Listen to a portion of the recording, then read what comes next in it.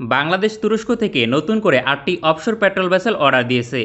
প্রযুক্তি হস্তান্তর সহ যা বাংলাদেশের মাটিতে তৈরি হবে। अस्सलामुअलैकुम वीवर, फिर से बहुत ही ज्यादा इंपॉर्टेंट वीडियो शेयर करने वाले बांग्लादेश की नेवी के रिलेटेड। बांग्लादेश की नेवी ने तुर्की से बहुत ही ज्यादा पावरफुल किस्म के 150 अराइज ओपीवी जो नेवी के रिलेटेड पावरफुल किस्म की शिप मानी जाती है उसको बाय किया है। बहुत ही जबरदस्त किस्म की ये अचीवमेंट है। तो viewer without wasting the time video को स्टार्ट करते हैं। বাংলাদেশ তুরস্ক থেকে নতুন করে ৮টি অফশোর পেট্রোল ভেসেল অর্ডার দিয়েছে। প্রযুক্তি হস্তান্তর সহ যা বাংলাদেশের মাটিতে তৈরি হবে। কিন্তু প্রশ্ন হচ্ছে, বাংলাদেশ কেন বড় সংখ্যায় অফশোর পেট্রোল ভেসেল অর্ডার দিয়েছে, এছাড়াও কতটা কার্যকর ভূমিকা পালন করবে দেশের নিরাপত্তার জন্য, তাই তুলে ধরব আজকের প্রতিবেদনে। বাংলাদেশের অর্থনীতি বর্তমানে ৪২০ বিলিয়ন মার্কিন ডলার, আমদানি এবং রপ্তানির বার্ষিক পরিমাণ ৮০ থেকে ৯০ বিলিয়ন ডলার, শীঘ্রই যা ১০০ বিলিয়ন ডলার অতিক্রম করবে। অন্যদিকে বাংলাদেশের ৯০% বাণিজ্য হয় সমুদ্রপথে।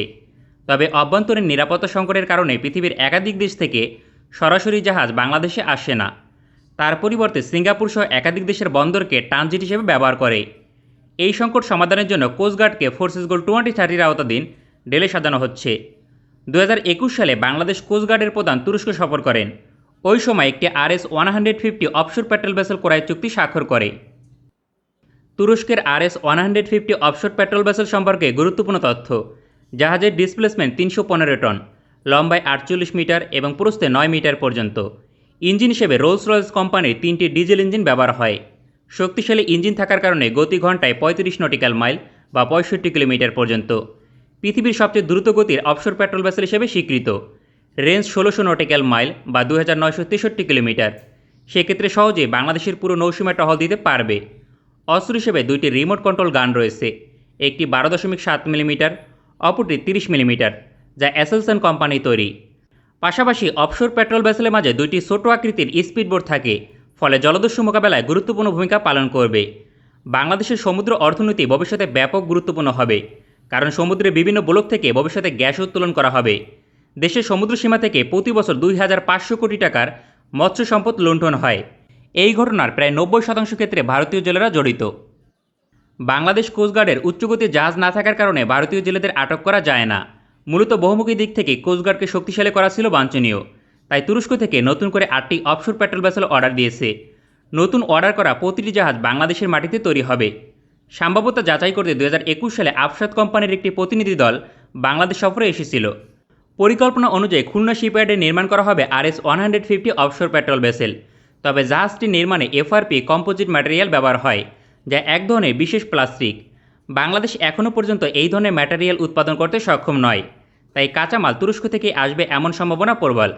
আগামী বছর ২০২৩ সালের মাঝে দেশের মাটিতে নির্মাণ কাজ শুরু হবে। তার পূর্বে প্রথম অফশোর পেট্রোল ভেসেল ডেলিভারি প্রদান করবে তুরস্ক, কারণ ২০২১ সালে একটি অর্ডার করা হয়েছিল, যার নির্মাণ কাজ ১ মাস পূর্বে শুরু করেছে দেশটি। এই ধরনের একটি জাহাজ নির্মাণ করতে ৬ থেকে ৮ মাস পর্যন্ত সময় প্রয়োজন হয়। ২০২২ সালের শেষ দিকে প্রথম জাহাজ ডেলিভারি পাবে বাংলাদেশ কোস্টগার্ড। অন্যদিকে বাংলাদেশের মাটিতে ৮টি জাহাজ নির্মাণ করতে প্রায় ৩ বছর সময় লাগবে। সেক্ষেত্রে ২০২৫ সালের মাঝে ৯টি RS-150 Hercules offshore petrol vessel operate করবে বাংলাদেশ। সামগ্রিকভাবে এই প্রকল্প বাস্তবায়ন করতে প্রায় ৩০০ মিলিয়ন ডলার ব্যয় হবে, কেননা এই ধরনের একটি জাহাজের মূল্য ২৫ থেকে ৪০ মিলিয়ন মার্কিন ডলার পরিপূর্ণ প্যাকেজ সহ। অথচ মাত্র ১ বছরে মৎস্য সম্পদ লুণ্ঠন ঠেকাতে পারলে ৩০০ মিলিয়ন ডলার সাশ্রয় করতে পারবে বাংলাদেশ। সুতরাং এটি বাংলাদেশের অবস্থান থেকে অসাধারণ একটি পদক্ষেপ। ভবিষ্যতে ভারতীয় জেলেরা যেমন বাংলাদেশের অভ্যন্তরীণ অঞ্চলে প্রবেশ করতে পারবে না, তেমনি জলদস্যু দমনে কঠোর হতে পারবে।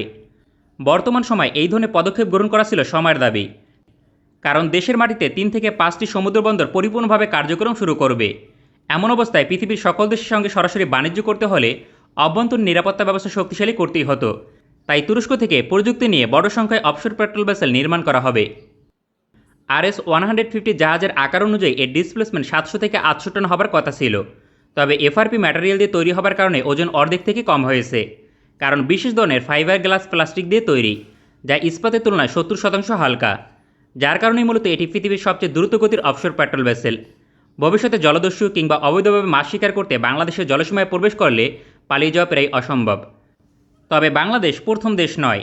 এর পূর্বে মধ্যপ্রাচ্যের দেশ কাতার এই ধরনের অফশোর পেট্রোল ভেসেল ক্রয় করেছে, দেশটি ইতিমধ্যে পারফরমেন্স নিয়ে সন্তুষ্ট, যার কারণে মূলত বাংলাদেশ অর্ডার দিয়েছে। वाह वंडरफुल वीवर, बहुत ही ज्यादा पावरफुल किस्म की ये तुर्की की ओपीवी शिप है और बांग्लादेश की नेवी को इससे बहुत ही ज्यादा बेनिफिट होगा। बांग्लादेश की नेवी और भी ज्यादा स्ट्रॉन्ग होगी और बांग्लादेश के साथ तुर्की हमेशा खड़ा होता है। तुर्की ने बहुत ही ज्यादा पावरफुल किस्म की शिप, फ्रीगेट्स और जितनी भी नेवी को वेपन की नीड है, तुर्की जो है हमेशा देता आया। तुर्की और बांग्लादेश का रिलेशन बहुत ही ज्यादा शानदार रहा है। तो वीवर बांग्लादेश हम होप करते हैं कि बांग्लादेश इससे भी ज्यादा एडवांस लेवल की फ्रीगेट्स को बाय करे। अगर आप लोगों को मजीद इन्फॉर्मेटिव वीडियो देखनी है जल्दी से हमारे चैनल को सब्सक्राइब कर लीजिएगा। मिलते ही आपसे नेक्स्ट वीडियो में इंशाल्लाह, तब तक के लिए अल्लाह हाफिज।